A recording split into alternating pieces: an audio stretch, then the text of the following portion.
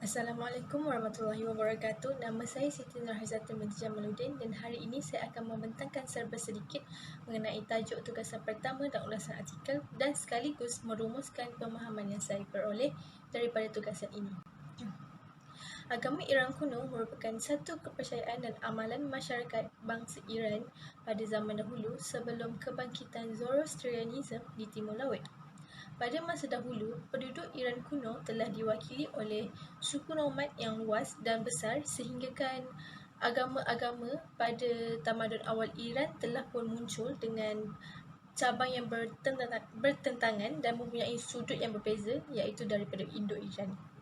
Mereka juga telah menguasai dataran tinggi Iran. Agama Indo-Iran berasal daripada agama Proto-Indo-Iran yang mempunyai banyak persamaan dengan agama Veda.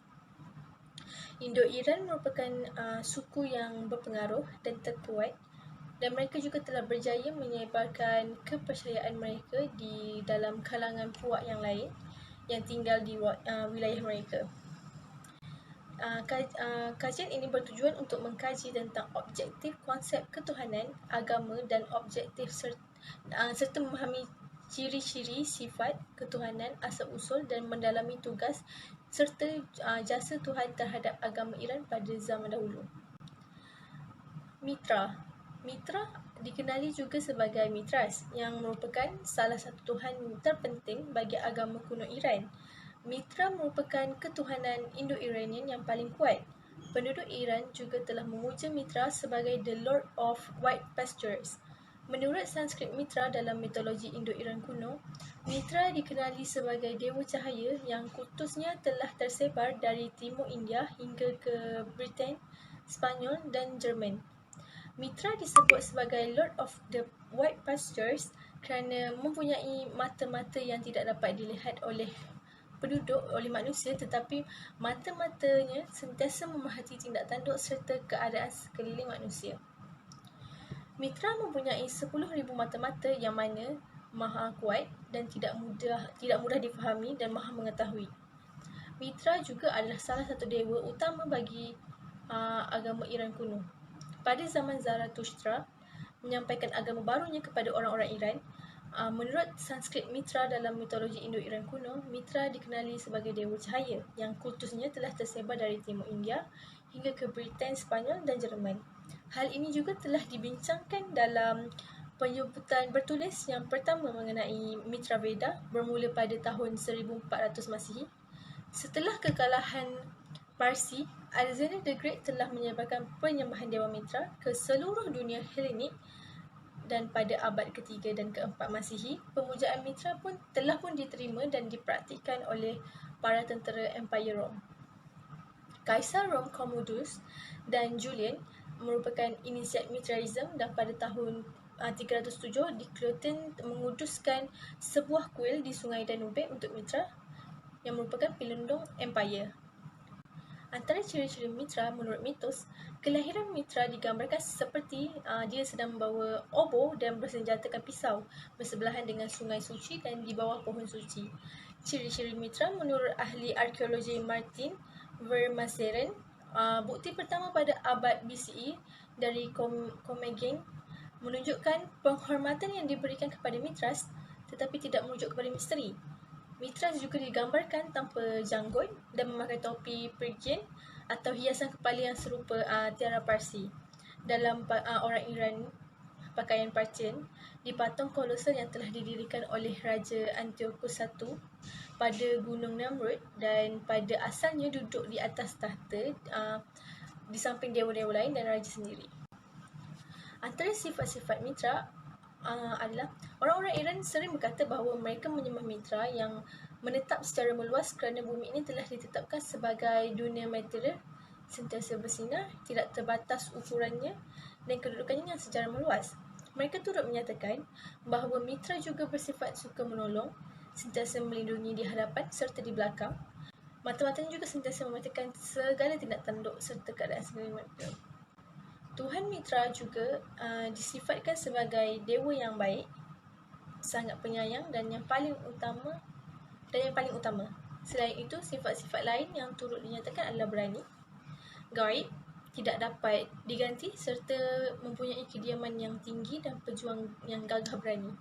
Mereka menyifatkan Mitra sebagai Tuhan Agung yang telah diciptakan dengan sempurna, di mana ketika dia menerangi dirinya seperti mana bersinarnya bulan, Mitra telah mencipta pelbagai jenis makhluk dan bentuk pada waktu pagi dengan cahayanya sendiri.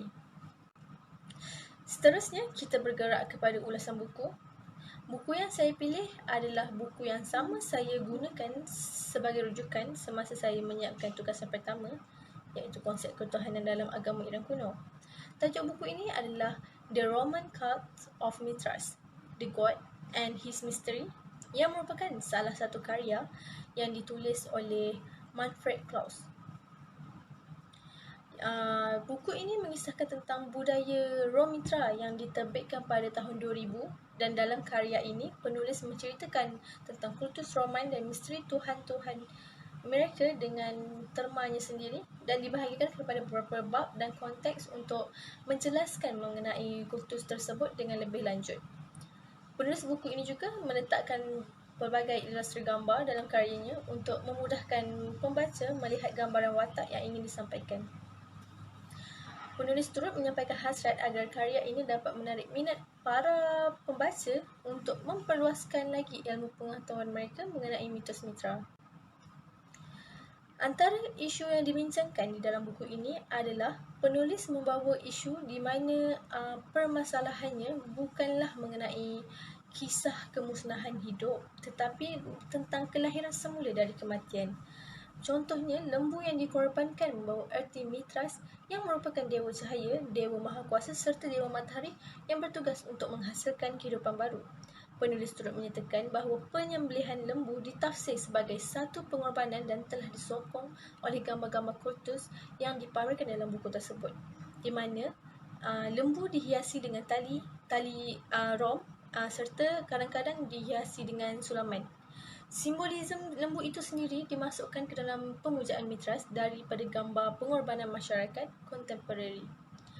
Perincian lain adalah seperti warna putih yang digunakan untuk melukis lembu ketika mengecat di dinding. Penulis mengungkapkan huraian mengenai pengorbanan selalu menekankan jenis dan keindahan haiwan yang dikorbankan.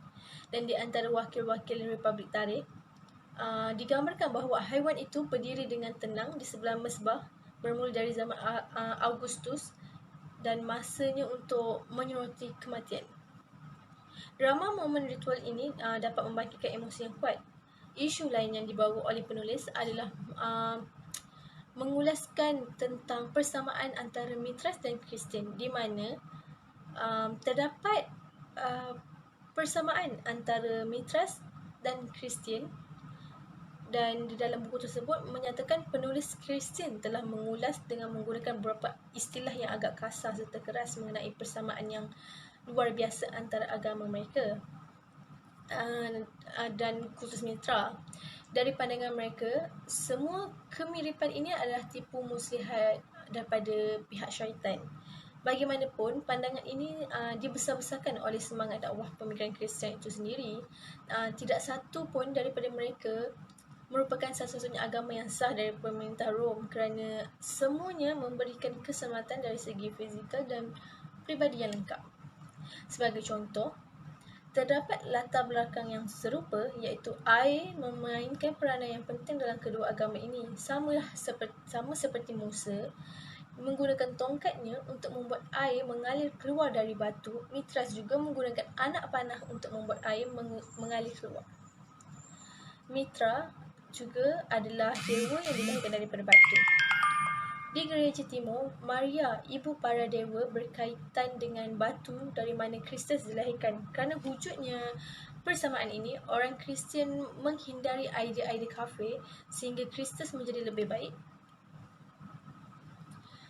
Isu dan penulisan yang dikemukakan oleh Manfred Krauss dalam buku ini amatlah menarik untuk dikaji dan sedikit sebanyak telah pun memberikan impak terhadap saya semasa saya melakukan tugasan ini. Antara impak yang memberi kesan kepada saya dalam kajian ini adalah daripada sudut ritual. Dalam buku tersebut, penulis telah membandingkan mitosfera Mithras dengan mitosfera Kristian, kerana penulis menganggap bahawa Kristian berkait rapat dengan mitras. Contohnya Eucharist, iaitu satu ritual Kristian yang dianggap sebagai sakramen di kebanyakan gereja, di mana roti dan wine tidak diterima sebagai makanan dan minuman biasa. Di samping itu, mitras juga dengan jelas mempercayai bahawa mereka akan dilahirkan semula dengan memakan roti dan wine.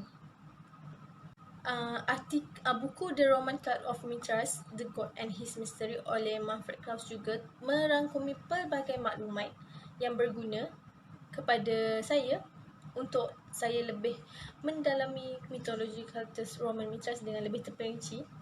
Dan antara maklumat baru yang saya peroleh daripada hasil tugasan ini adalah pengarang kultus Roman Mithras menjadikan sesuatu simbol itu sebagai idea mereka kerana tafsiran mengenai simbol amatlah luas dan menjadikan idea itu berpotensi dalam menyebarkan idea yang tidak mampu diungkapkan dengan perkataan.